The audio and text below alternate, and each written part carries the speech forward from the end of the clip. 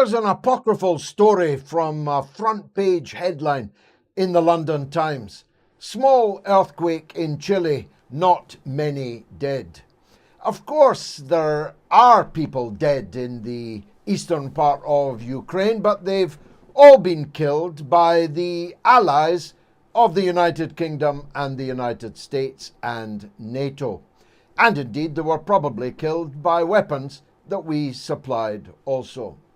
But it is a small earthquake in geopolitical terms. Here's what I mean by that. We were told by the British intelligence services through their usual mouthpiece, the Sunday Times, that Russia was going to invade Ukraine with over 200,000 soldiers, occupy the entire country, garrison its capital, Kiev, install a puppet government, and that the Ukrainian state would disappear. None of that has happened, and as far as I can see, will ever happen. It was just another lie, like the Iraq War WMD lies. We're either ruled by idiots who believe the things that they tell us, or by knaves who don't believe them but are wicked enough to try and mislead us. There has been no Russian invasion of Ukraine.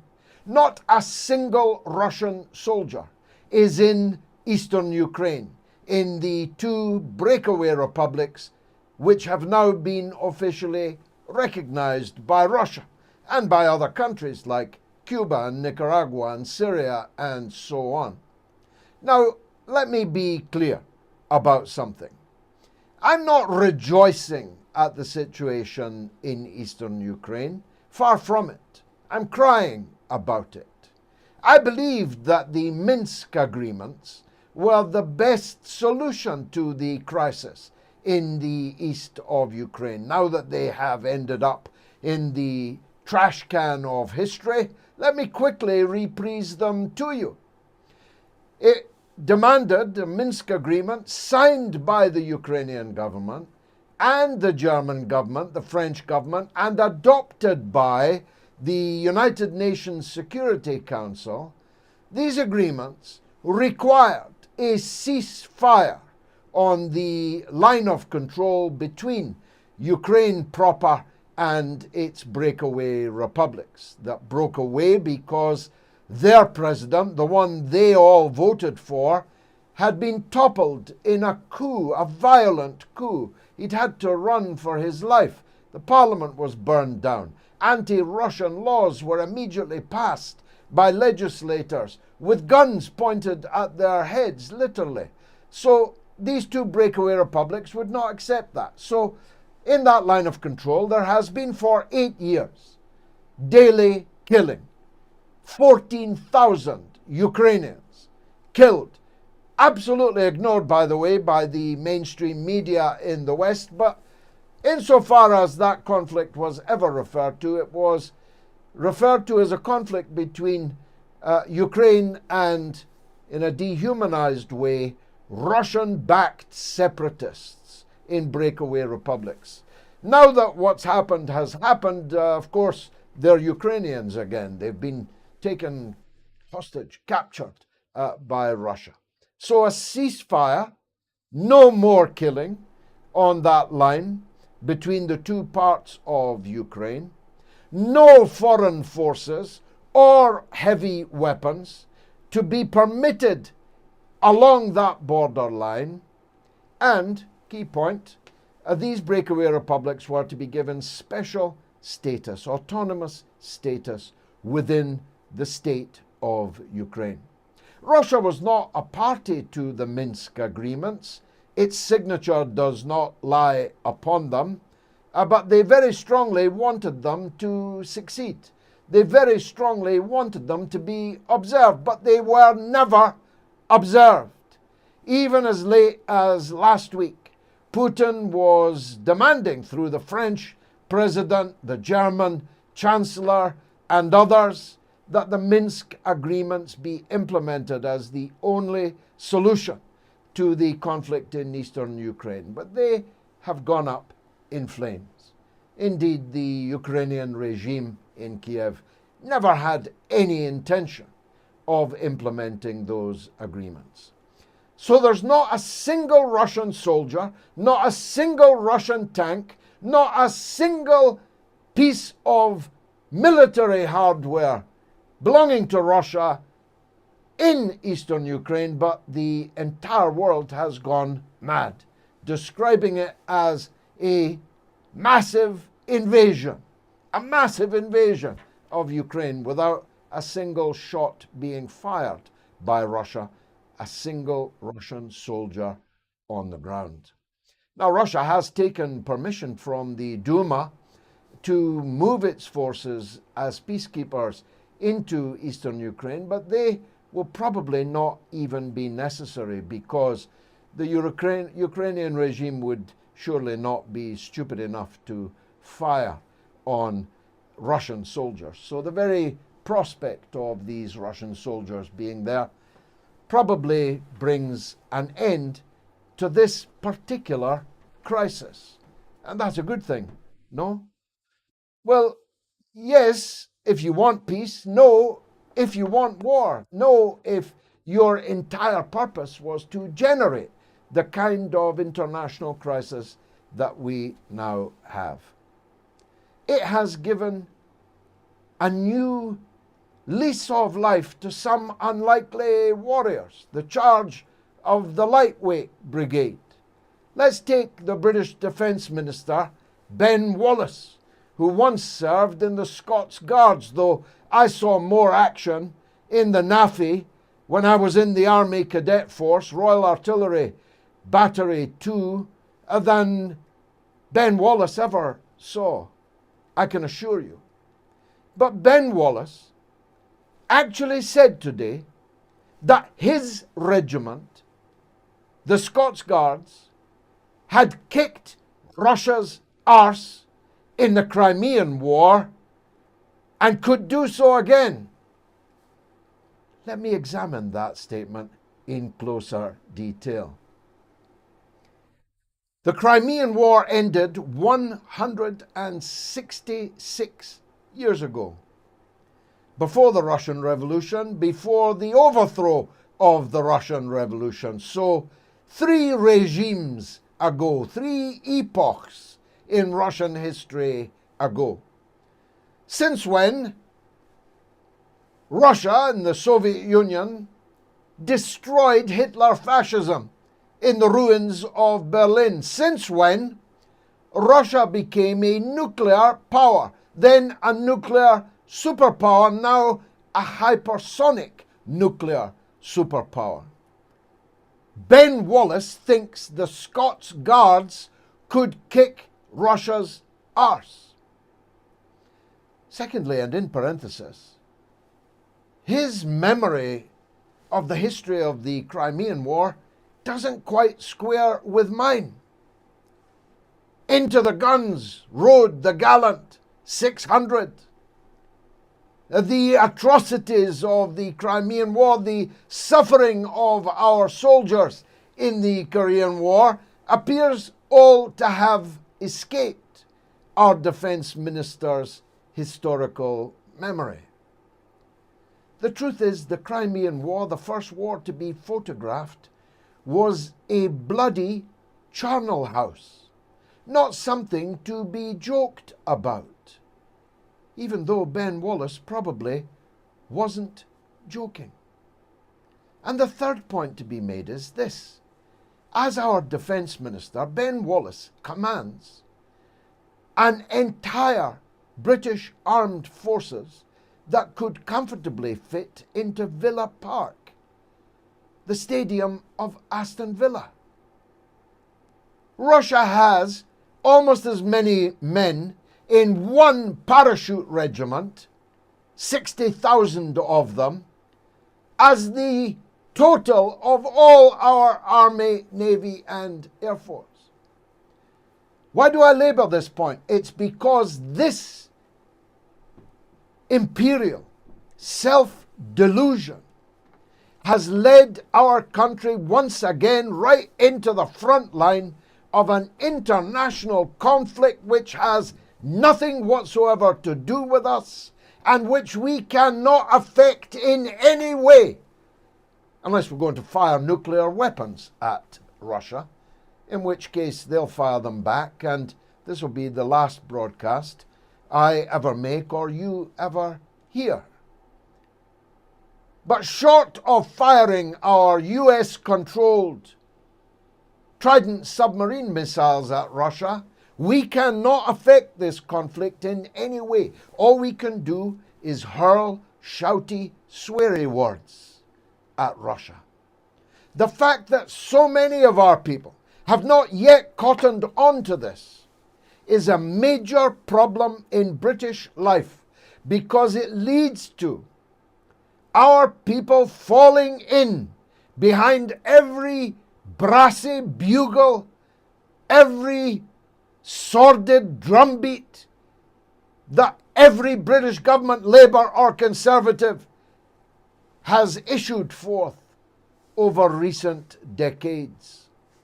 And this amongst people who know that our media are liars, know that our political class are liars. It includes people who know that they were all lying about Corbyn. It includes people who believe that they're all lying about Boris. It includes people who believe that they were all lying about Brexit. It includes people even who believed that, yes, you were right, Mr. Galloway, they were all lying about Iraq, but still,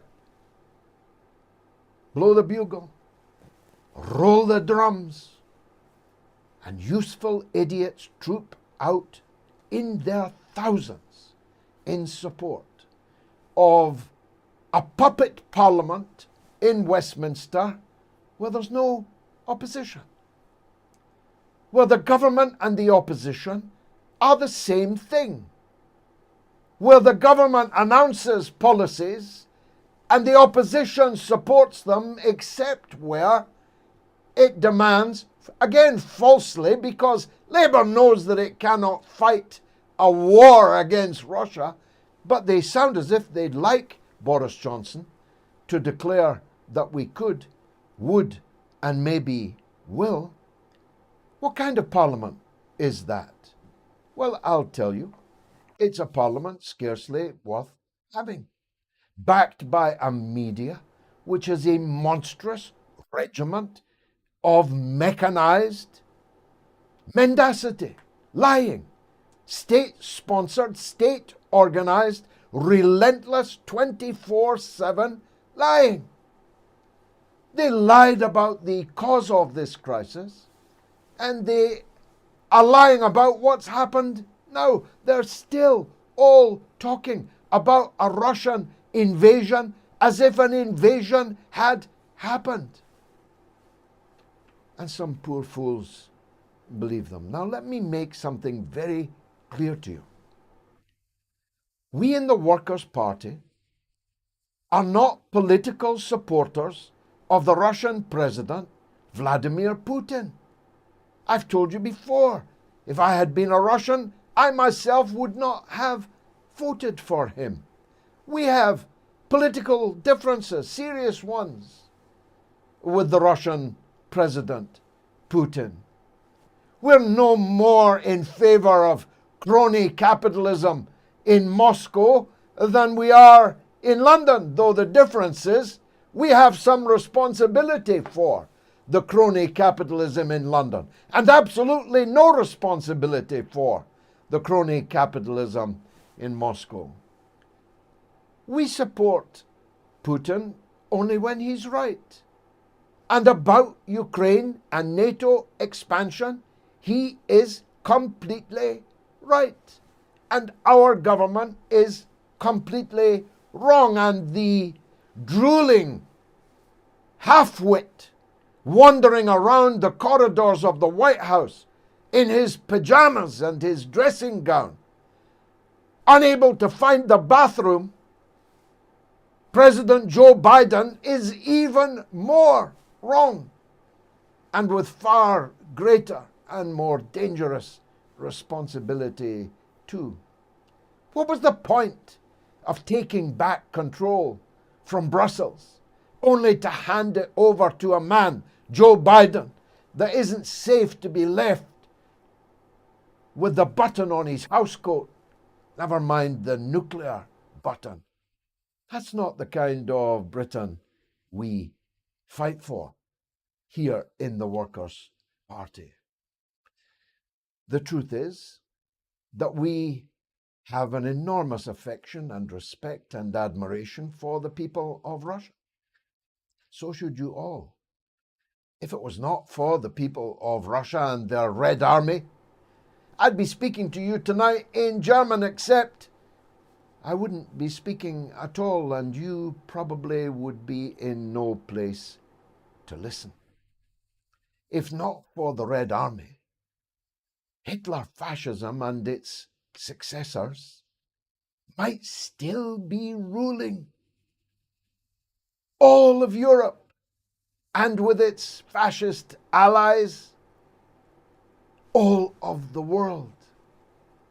Don't you see that Russia, as a country, as a people, is deserving of rather more respect than they are shown by our political class and their armed with typewriters, journalistic auxiliaries? We insist on that. We give no blank checks to Putin or any other country, state, political party, political force. We treat each issue on its merits, and here the merits are clear. As is now abundantly clear, our country and the rest of NATO gave solemn and binding assurances to the Soviet leader Gorbachev, who later became, albeit briefly, the head of the successor state of Russia, that NATO would not expand 1 inch, I quote, 1 inch east of the river Elbe. These promises have all been broken, and Russia, which has twice been invaded from the west by Napoleon, then by Hitler, will never allow it to be third time lucky for any invader. Be sure about that. Russia would destroy the world rather than allow itself to be invaded and conquered again. Be sure about that. And be sure that you're ready to test my hypothesis on that. Russia has every right to reject the imperial war machine that is NATO, coming ever closer to its borders. Now let me turn to the capital H hypocrisy which is on view. Though, as I have also said, it could be, don't discount it, that our leaders and our journalists are actually too stupid to know this, or too young to know it, or too young and stupid to know it. That in recognizing these two breakaway republics, Russia has done almost, but not quite, exactly what we did with the state of Kosovo. And by the way, I'm one of those that warned you at the time that by recognizing the illegal breakaway of Kosovo from Serbia, you were setting a precedent that would be followed by others in years to come. Now, I'm not talking ancient history here. You'd need to be really, really, really young not to remember the war in Kosovo. I'm sure you remember it.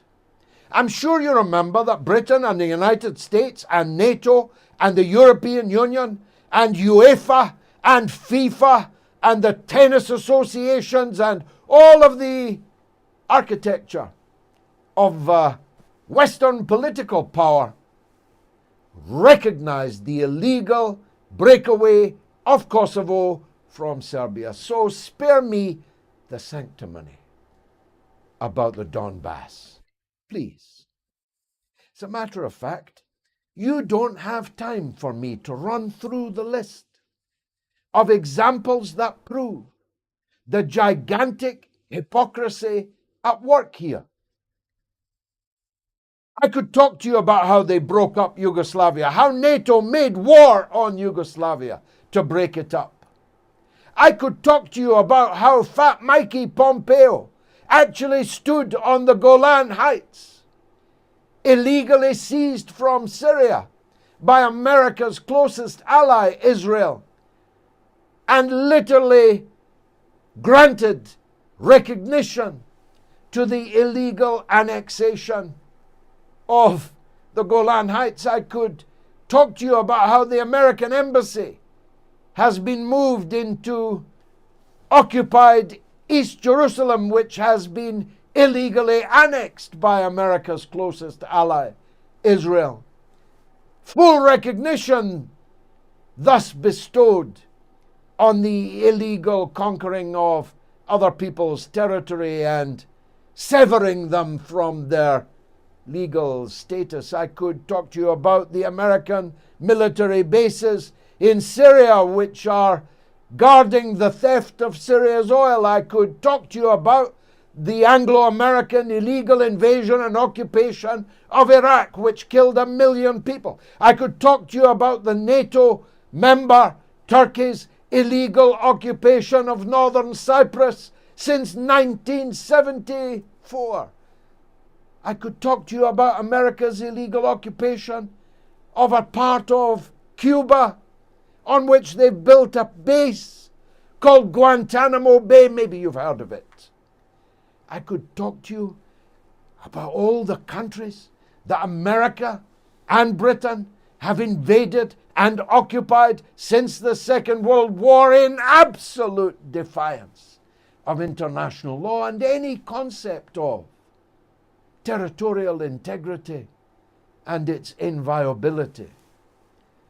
But you don't have time for me to go into detail about any or all of those. Just know this, that all Russia has done is grant recognition to two territories that were, for the last 8 years, de facto independent anyway, which is less than we did in the single example of Kosovo, because we actually fought a war against Serbia in order to tear Kosovo out of its motherland. We even bombed a television station.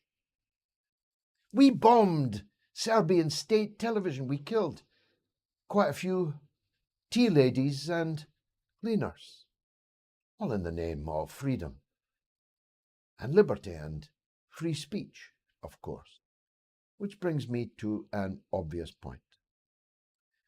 This afternoon in the House of Commons, Boris Johnson buckled, I know it sounds hard to believe, to Keir Starmer's heavy blows on the subject of RT, an increasingly influential platform with which I am associated. It is the biggest television station in the Arab world. It's the biggest television station in Latin America. It's the third biggest television station in Germany before the German government put it off air. Boris Johnson buckled and said that they'd asked Ofcom, which is, of course, a thoroughly independent organisation. If you believe that, I've got a bridge here in Edinburgh that I can sell you, going cheap. Ofcom, in return, has promised a rapid escalation of its consideration of the government's wish for it to review the role of RT and Sputnik here in Britain. I don't know what they're going to decide. The stakes are quite high, actually, Because if they take RT and Sputnik off the air, the BBC and, I hope, every British broadcaster and journalist is quite quickly thereafter on a plane out of Moscow, never to be allowed to report from the country again. And I hope the new republics in the Donbass do the same to the BBC and other British correspondents there. But it's more than tit for tat. It will prove to the whole world that the idea that Britain has a free press and free broadcasting is for the birds. It will prove that our media is merely a regiment, a monstrous regiment of state power in Britain. However much lipstick it puts on, however many liberal clothes it wears, it has only one essential purpose, which is to support the foreign policies of the British state. Personally, I don't mind either way. We'll go on broadcasting. We'll go on talking. People who wish to hear us will find us. This is not 1922. This is 2022. Russia has plenty of means at its disposal to be a platform for the alternative point of view that RT and Sputnik now are. Only one subject tonight. I think it was justified. But if you want to know what we stand for, check out our 10-point program. The first point of which is that we believe in British withdrawal from NATO and consider NATO to be an imperial war machine. When we wrote that, we weren't, of course, aware that it would all be being proved all over again on our television, in our parliament, in our newspapers in 2022. Check us out. Follow us on our social media portals. Join us if you like what you see, or stay with us just to hear an alternative point of view. That's what free speech is all about. Thanks for watching.